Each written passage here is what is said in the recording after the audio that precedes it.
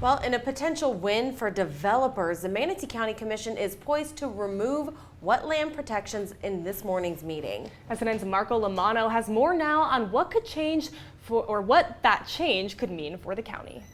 When Manatee County commissioners met in August to discuss changing the county's rules regarding wetlands, county consultant Dan Delisi was front and center advocating for the change. But not everyone in the audience was a fan of what Delisi had to say. So I do want to say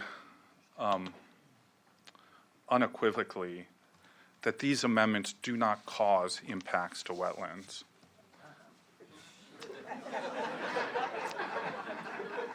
Why the laughter? Delisi argued in favor of reducing the county's wetlands buffer, the protective space between any development and natural wetlands to protect green space and wildlife. Manatee County currently has a buffer of 50 feet between development and wetlands. Delisi told commissioners that buffer could be cut to 25. He made the same argument when representing developer Carlos Baruf in a lawsuit against the county in 2015.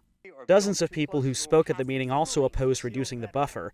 Delisi was the only speaker other than commissioners who supported the change in policy. Commissioner Kevin Van Ostenbridge says the current rule may unfairly limit property owners. We should have to justify to them why it is inherently necessary for the public good to take their land from them. But Glenn Compton with environmental group Minnesota 88 says cutting the buffer is bad for the county's wetlands. Manatee County not only has wetlands that are under development pressures from the coastal development and inland development, but they also have to deal with phosphate mining impacts on wetlands. Why are wetlands so important for the ecosystem? On the coast, they provide protection against storm and wind, especially flooding in areas that normally would not flood except that there were wetlands nearby. Sentiment shared by Sarasota Climate Adaptation Center CEO and former NASA scientist Bob Bunting. The wetlands act as a buffer.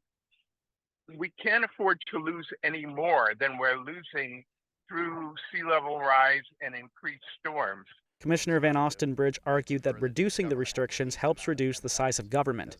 This Thursday, commissioners will decide whether making a change that could help developers won't damage the county's green space in the process.